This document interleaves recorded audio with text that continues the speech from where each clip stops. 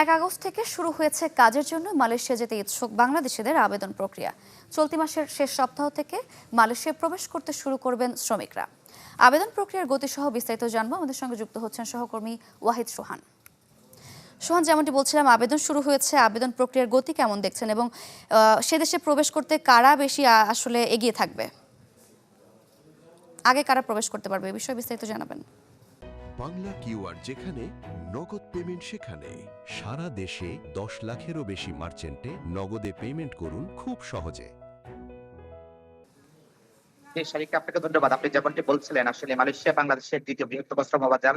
দীর্ঘদিন থেকে বন্ধ থাকা এই শ্রম বাজার নতুন করে যে আলোর মুখ দেখতে যাচ্ছে, সেই আলোর মুখ দেখার ক্ষেত্রে আসলে এগিয়ে থাকবে যারা, সেটি আমরা মালয়েশিয়া এবং বাংলাদেশের বিভিন্ন সূত্র থেকে যতটুকু জানতে পেরেছি, সেটি হলো যে 2023 সালে যে সমস্ত শ্রমিকরা বাংলাদেশ থেকে মালয়েশিয়া আসতে পারেননি, এখন পর্যন্ত যারা আসতে আগ্রহী রয়েছেন, তারা কিন্তু এই মুহূর্তে প্রথম যেই প্রক্রিয়াটি শুরু হবে, এই ক্ষেত্রে বুয়েটসেলের মাধ্যমে যে লোকগুলো আসা শুরু করবে, তারা কিন্তু প্রথমে আসার ক্ষেত্রে প্রায়োরিটি পাবেন বলে আমরা জানতে পেরেছি। কারণ আপনারা জানেন যে আসলে দীর্ঘদিন থেকে এই বিষয়টি নিয়ে আমাদের অতীতের অন্তর্বর্তীকালীন সরকার যখন কথা বলেছিল, তখন কিন্তু মালয়েশিয়া সরকারের প্রধানমন্ত্রী আনোয়ার ইব্রাহিম যে প্রফেসর মোহাম্মদ ইউনূসকে যেই সম্মতি দিয়েছিলেন, সেই সম্মতির আলোকে কিন্তু বাংলাদেশ থেকে না আসতে পারা যে শ্রমিকটা ছিল, তার মধ্যে আমরা যতটুকু বাংলাদেশ হাই কমিশন সূত্রে জানতে পেরেছি, সেই সংখ্যাটি প্রায় 6,000-এর কাছাকাছি।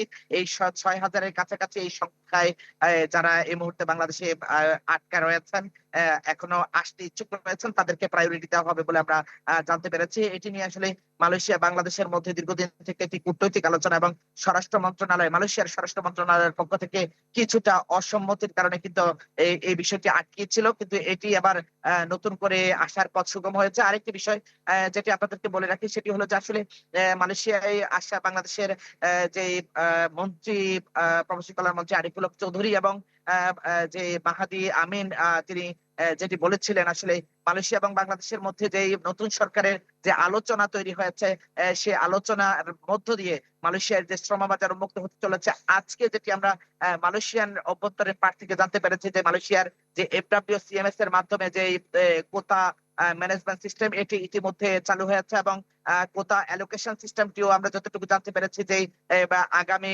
24 ঘন্টার মধ্যে অ্যালোকেশন সিস্টেমটির ওপেন হওয়ার সম্ভাবনা রয়েছে। তার মানে মালয়েশিয়ান অফিস ডে মানডে থেকে আসলে কোটা অ্যালোকেশনের প্রক্রিয়া শুরু হবে এবং মাইগ্রামের মাধ্যমে মালয়েশিয়ায় আসতে যে সমস্ত বাংলাদেশি কর্মীরা ইচ্ছুক রয়েছেন, তারা কিন্তু মেডিকেল প্রক্রিয়াটির পথে তারা এগিয়ে যাবেন একটা।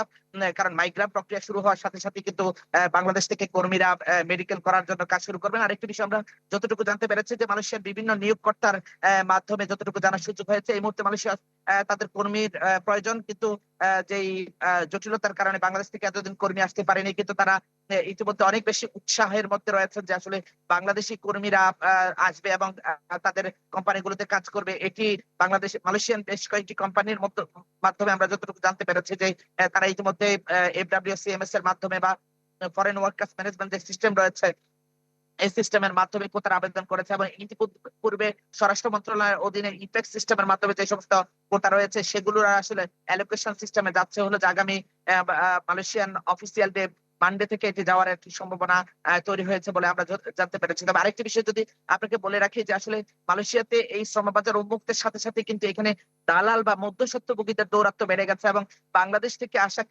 আসা কিছু রিক্রুটিং এজেন্সি মালয়েশিয়ান এখানে কিছু দালালদের সহযোগিতা নিয়ে বাংলাদেশি বিভিন্ন লোকগুলোকে নিয়ে মালয়েশিয়ান কোম্পানিগুলোকে বিভিন্ন রকম প্রলোভন দেখাচ্ছে, যেখানে মালয়েশিয়া এবং বাংলাদেশের যৌথ সম্মতিতে কম খরচের মাধ্যমে মালয়েশিয়া থেকে লোক আসবে, সেই জায়গাটিকে আসলে অস্থিতিশীল করে তোলার জন্য এখানে কিন্তু টাকার ছড়াছড়ি করছে। এখানে বিভিন্ন জায়গায় কোম্পানিগুলোর ম্যানেজমেন্টকে টাকা পয়সা দিয়ে কিন্তু এখানে একটি বিরূপ প্রতি অবস্থান তৈরি করার চেষ্টা করছে। এটি আসলে বাংলাদেশ এবং মালয়েশিয়া উভয় দেশের আলোচনা সাপেক্ষে এই জায়গাটাই হলো যে আসলে একটি সতর্ক দৃষ্টি দেওয়া জরুরি।